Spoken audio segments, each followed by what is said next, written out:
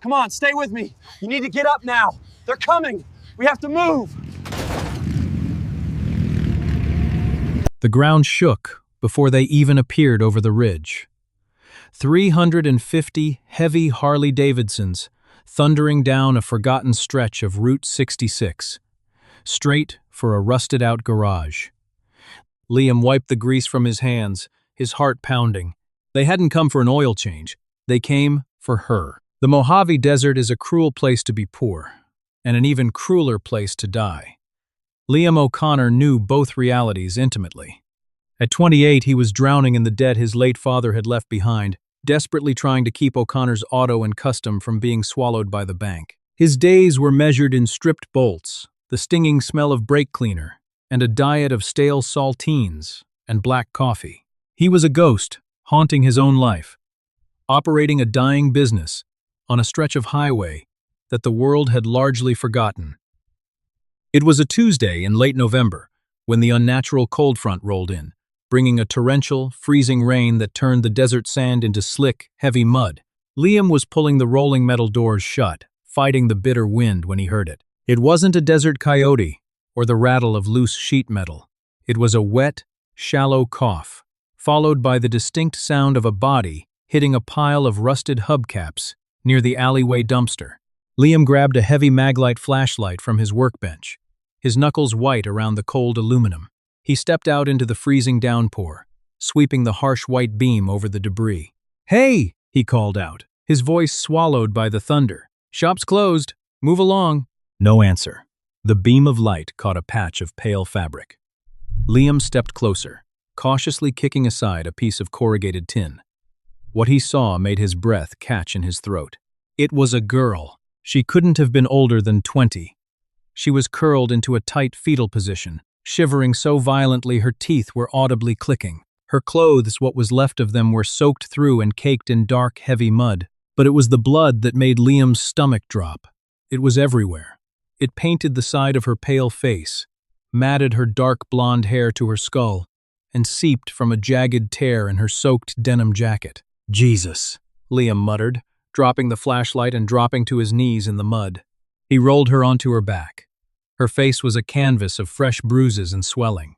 Her lips were cracked and blue, and her eyes were rolled back, showing only the whites. She was severely malnourished, her cheekbones protruding sharply beneath her battered skin.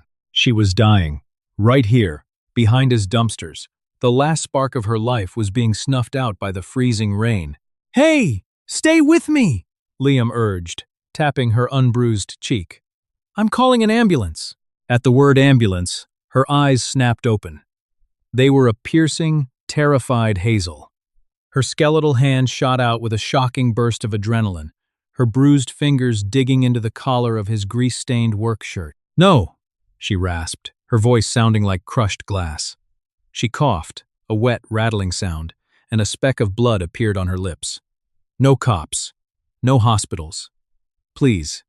They'll find me. They'll kill me." "You're bleeding out, kid," Liam argued, trying to pry her hand away, but her grip was like a vice. "Let me die here then," she whispered, her eyes pleading with an intensity that chilled him more than the rain. "If you call them, it's a death sentence anyway. Please." Her eyes rolled back again, and she went completely limp, her hand falling away from his shirt. Liam was a mechanic, not a savior. His instincts screamed at him to dial 911, to let the professionals handle this nightmare.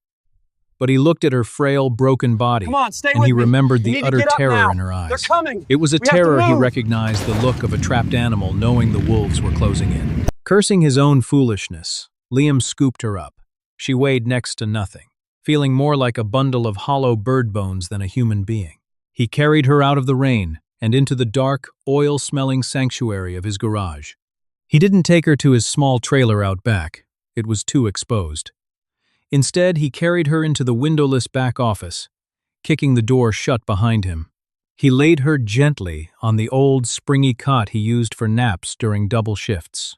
The next 48 hours were a blur of amateur triage and desperate prayers. Liam stripped off her ruined, freezing clothes, turning his head out of respect, and wrapped her in every clean thermal blanket he owned. He cleaned her wounds with isopropyl alcohol from his first aid kit, wincing as he stitched a deep laceration on her shoulder using a standard needle and heavy nylon thread. She never woke up during the makeshift surgery, which terrified him even more. She was burning up with a vicious fever. Liam pawned his father's prized pneumatic impact wrench, a tool he swore he'd never sell just to buy off-market amoxicillin and heavy painkillers from a shady contact down in Barstow. For 3 days, Liam didn't open the garage doors.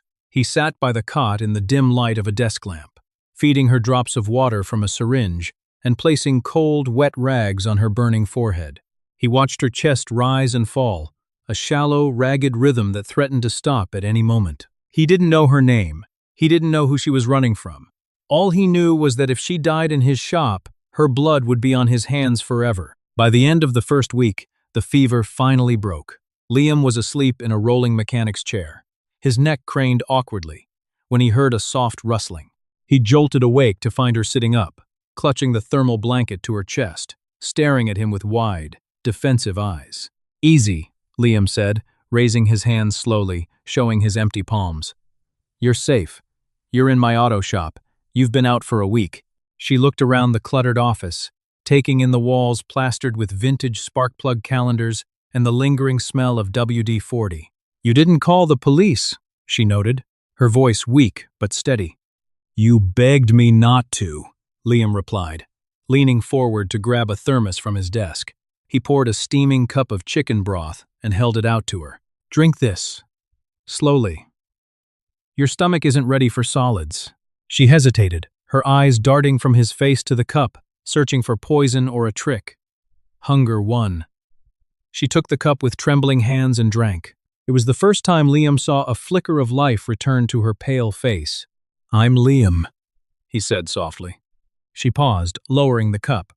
"Chloe," she whispered. Over the next month, Chloe became a ghost haunting the edges of Liam's life. He opened the garage again, desperate for the meager income to keep the lights on and buy them food. Chloe stayed hidden in the back office during the day, locking the door from the inside. At night, when the highway went dark, they would sit on the hood of a rusted '69 Mustang in the bay, eating whatever Liam could afford. It was a pathetic existence. Liam lived on plain rice and tap water, so he could afford to buy Chloe fresh fruit, protein shakes, and iron supplements to rebuild her shattered body.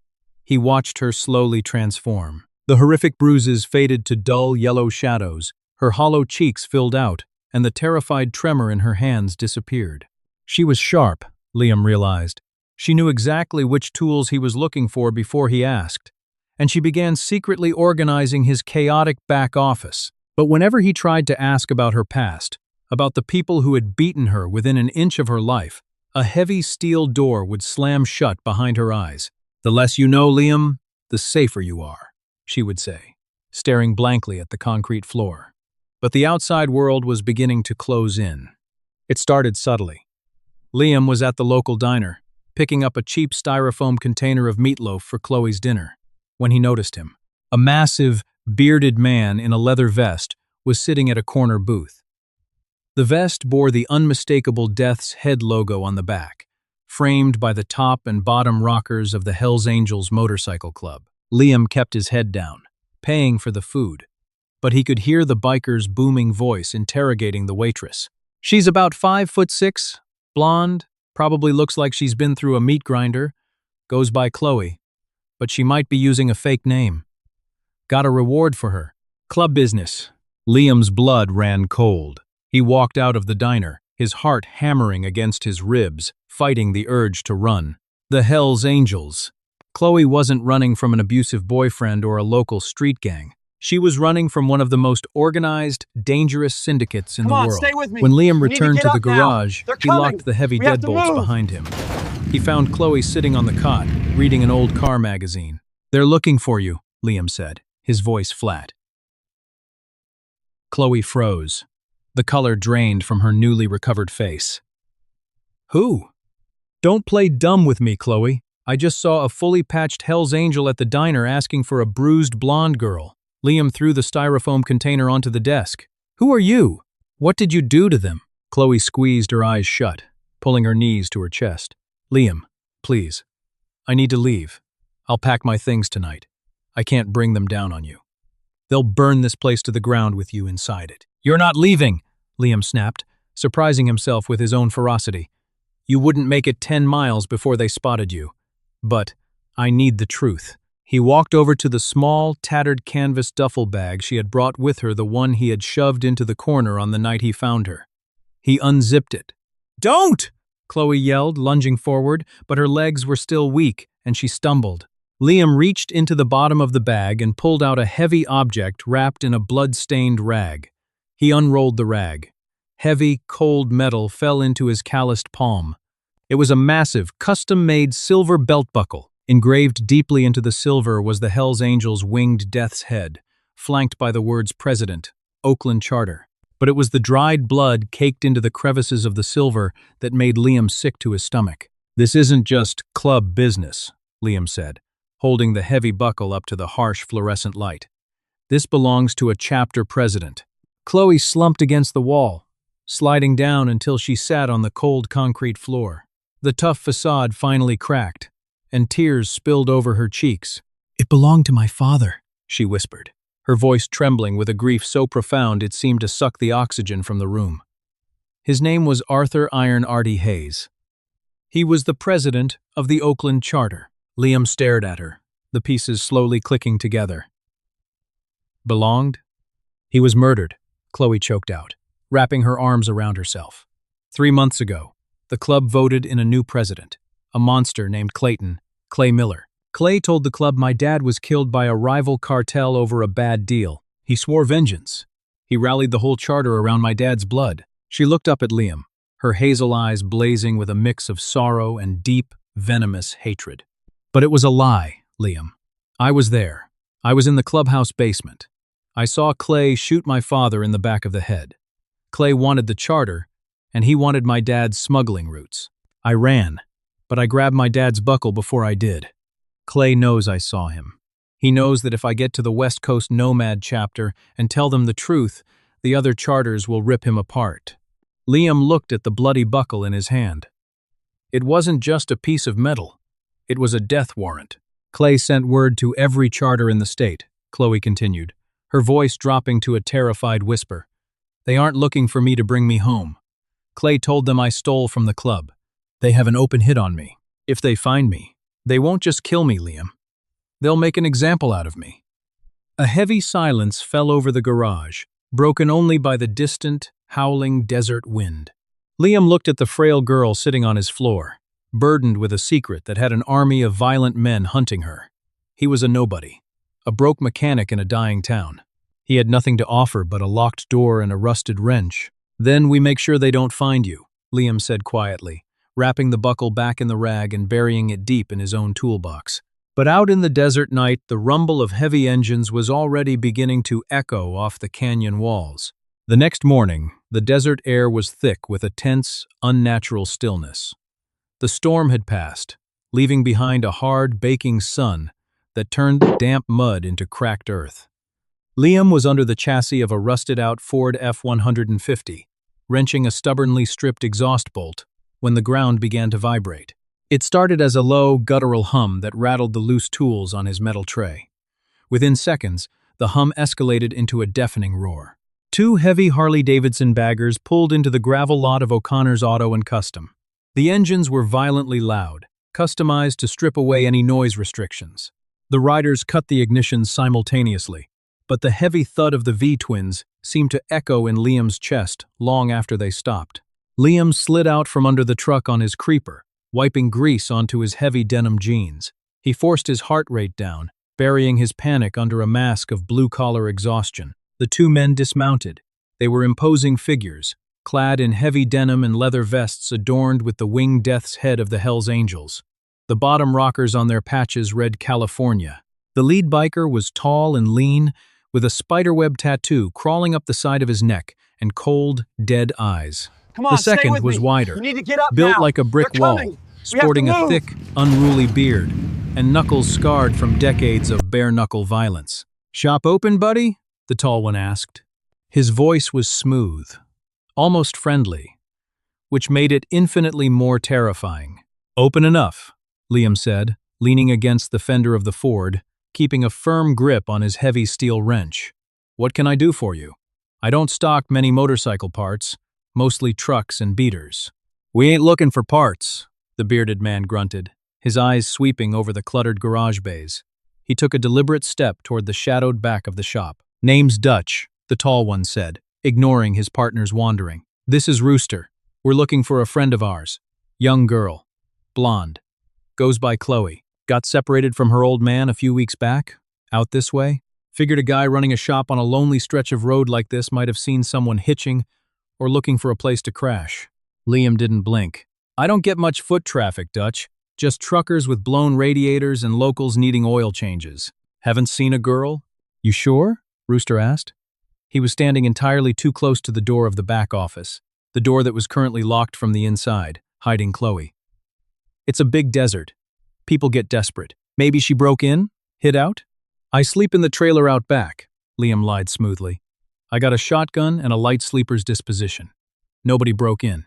Rooster chuckled, a dry, rasping sound.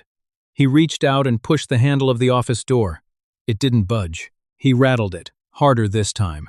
Inside the office, less than an inch of wood and drywall away, Liam knew Chloe was huddled in the corner, holding her breath, terrified that the rattling door handle was the sound of her own execution. Door's locked, Rooster noted, turning his heavy gaze toward Liam. Office, Liam said, keeping his voice painfully casual. Keep the cash box and the titles in there. Got robbed by meth heads 2 years ago. I keep it locked when I'm on the floor. Dutch stepped closer to Liam, invading his personal space. The smell of stale tobacco, leather, and gasoline rolled off him in waves. He stared into Liam's eyes, searching for the telltale twitch of a lie. Liam held his ground, forcing himself to look bored and mildly annoyed.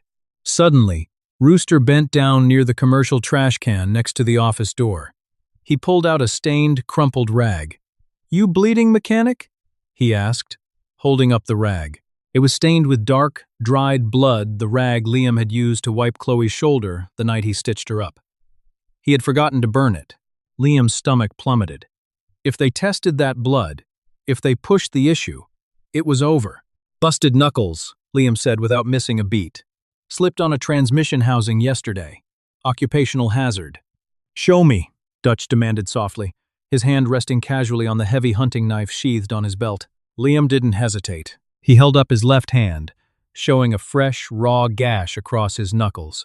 It was bleeding sluggishly. He had sliced it open on a jagged piece of the Ford's heat shield only 20 minutes ago, cursing his clumsiness at the time. Now, it was his alibi.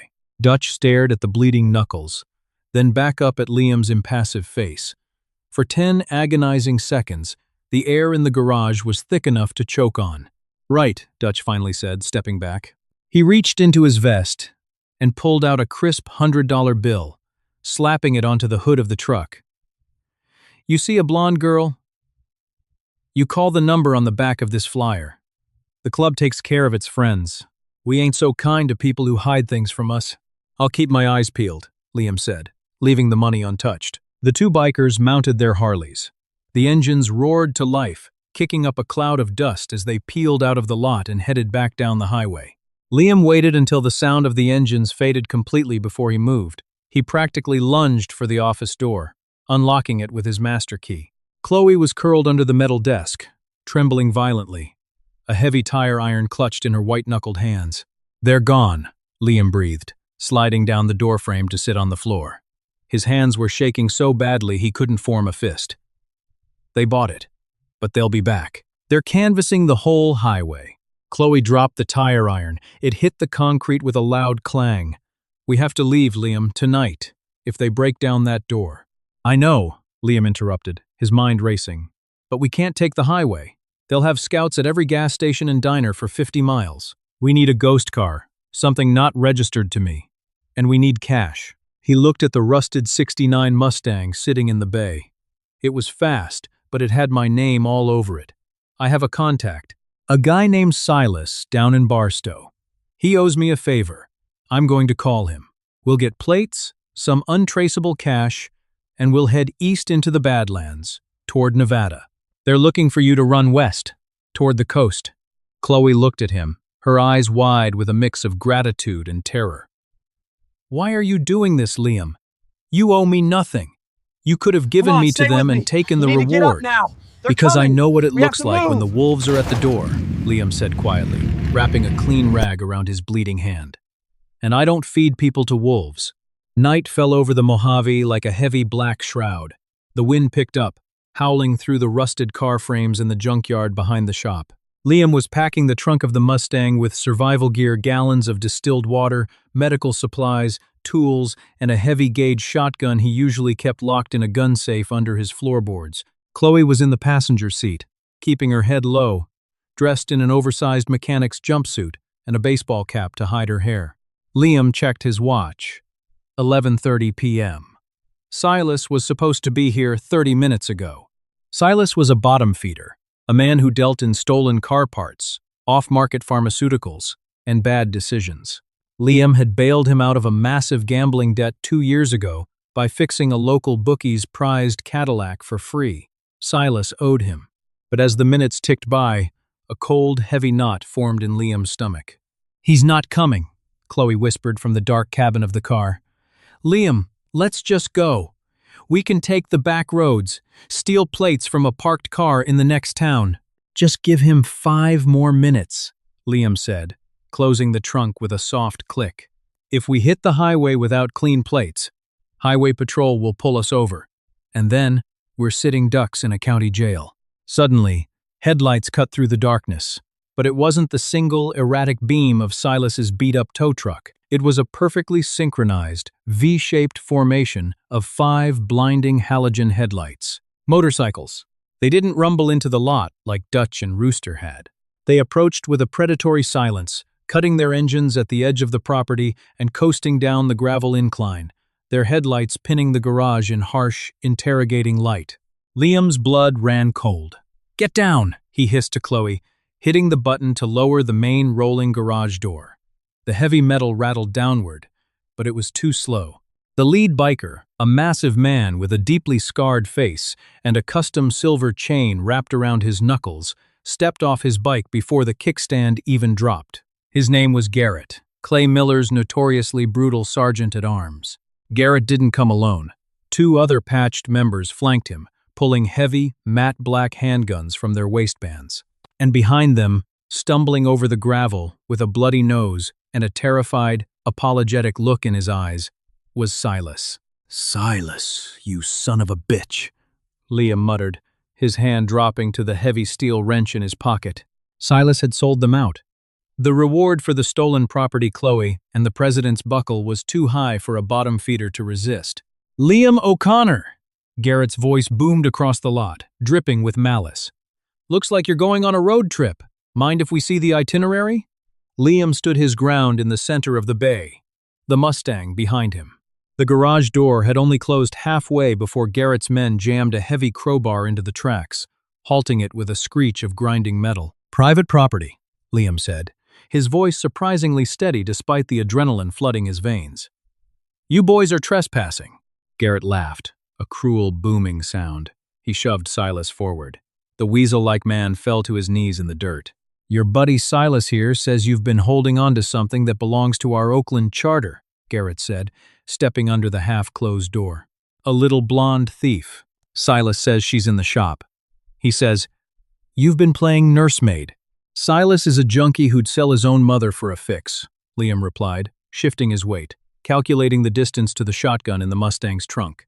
"He's lying. Let's find out." Garrett smiled, nodding to the 2 armed men. "Search the car. Search the back. If you find the girl, break her legs so she can't run. The mechanic is mine." The 2 bikers moved forward. Liam knew he had seconds before they looked in the passenger window. He had no choice. Liam kicked the release lever on the heavy 4-post hydraulic lift in the center of the bay. Suspended 10 feet in the air was the rusted, cast-iron engine block of a Chevy Big Block V8. The pneumatic lock hissed, and the massive engine plummeted. It smashed into the concrete floor with a deafening, earth-shattering crack, sending a shockwave of dust and debris into the air.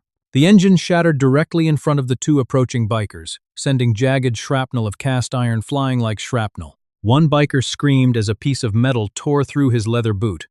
The other stumbled backward, firing a wild, panicked shot into the ceiling. "Chloe, run for the pit!" Liam roared. Chloe scrambled out of the passenger seat, diving toward the shadowed mechanic's trench, dug into the floor of the far bay. Garrett roared in anger, lunging at Liam.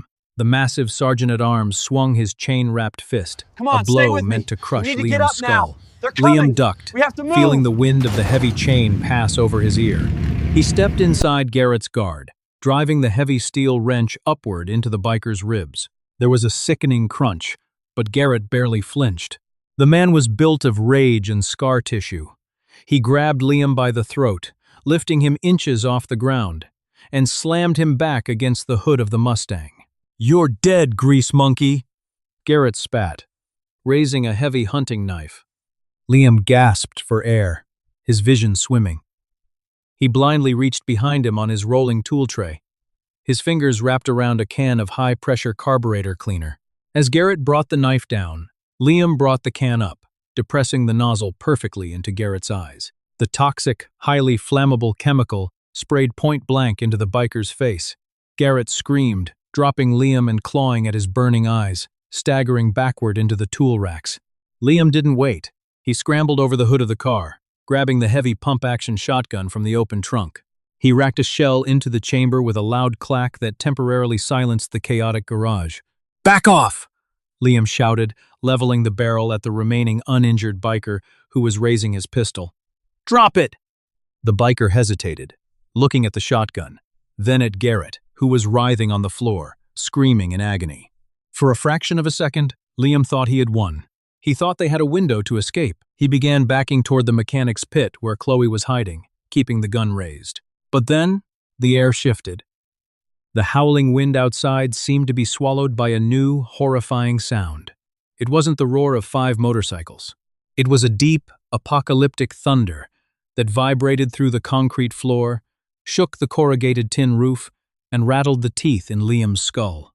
The ground physically trembled. The headlights outside the garage didn't multiply. They merged into a blinding, solid wall of white light that swept over the desert highway.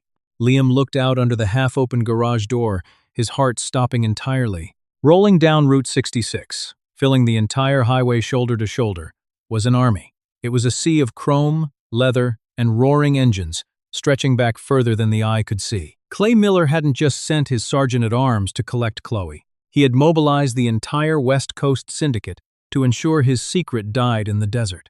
350 heavy Harley-Davidsons were pulling into the gravel lot, surrounding the garage in a suffocating ring of iron and exhaust. "You're out of time, hero," Garrett rasped from the floor, wiping his chemical-burned eyes, a horrific, bloody grin spreading across his face. The Reaper just arrived. Liam slowly lowered the shotgun.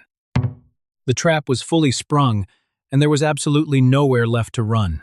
The deafening roar of 350 Harley-Davidsons dying at once left a ringing, suffocating silence in the frigid Mojave air. Liam stood frozen by the Mustang, the heavy shotgun hanging uselessly in his grip.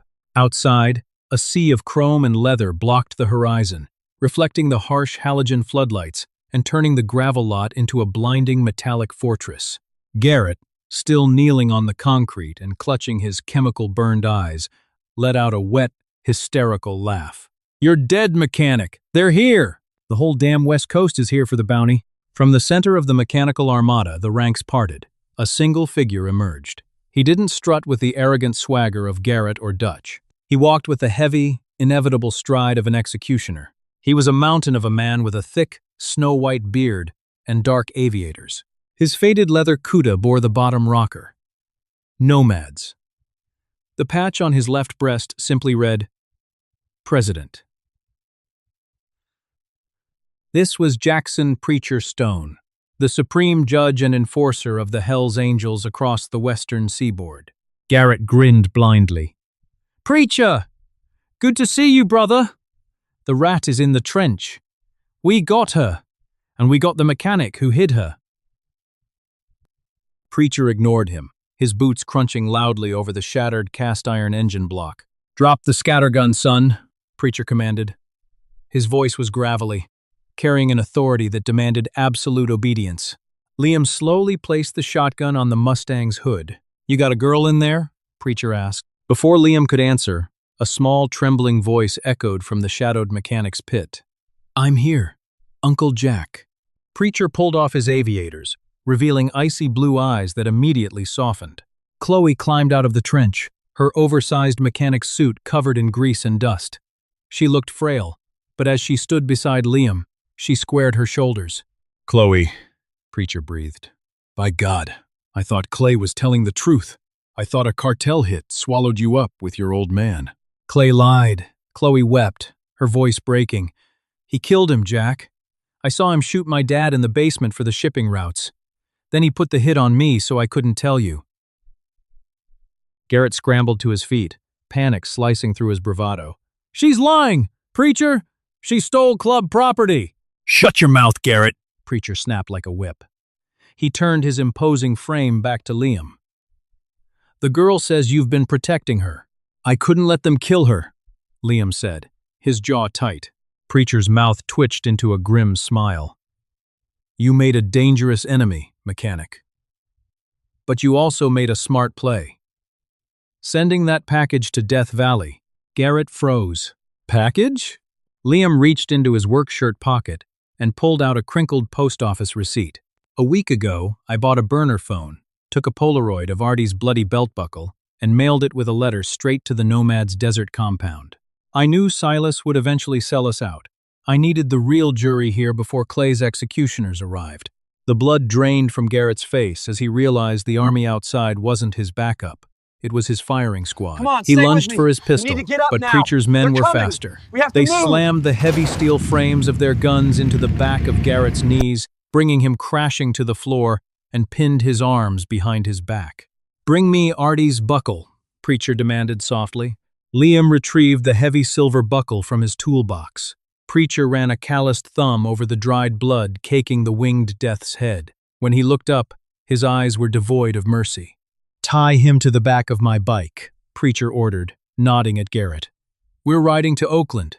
Clay Miller has a lot to answer for, and the whole Western Charter is going to watch him pay. Garrett was dragged, screaming out of the garage. Silas had already fled into the night. Preacher turned back to Liam, tossing a thick manila envelope onto the Mustang's hood. It landed with a heavy thud.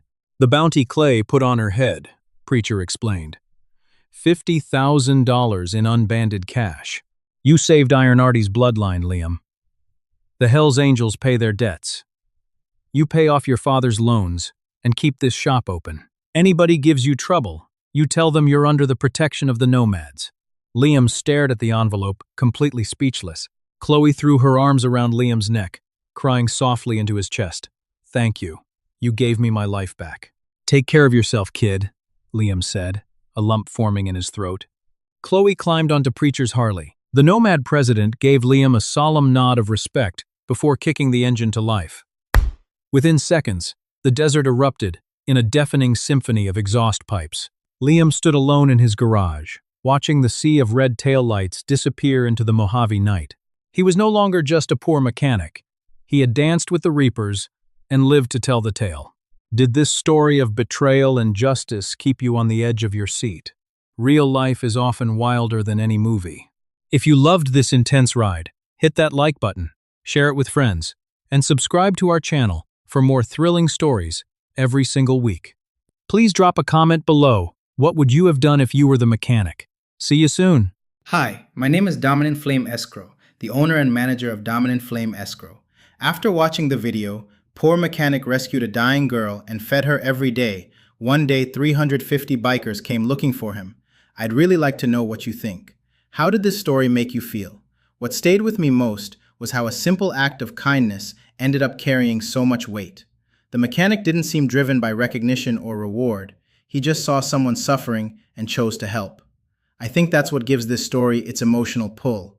Sometimes the smallest daily actions can matter more than we realize, especially to someone going through the darkest moment of their life. Do you think he ever expected anyone to notice what he had done for her? And if you were in his position, would you have helped even knowing it might bring trouble or attention later on? Stories like this remind us that compassion often shows up quietly, without applause, and that helping someone when you don't have much yourself can still mean everything. If this story connected with you in some way, I'd really love to hear your thoughts in the comments. And if you enjoy biker stories with loyalty, emotion, and unexpected turns, feel free to like and subscribe only if you'd like to see more.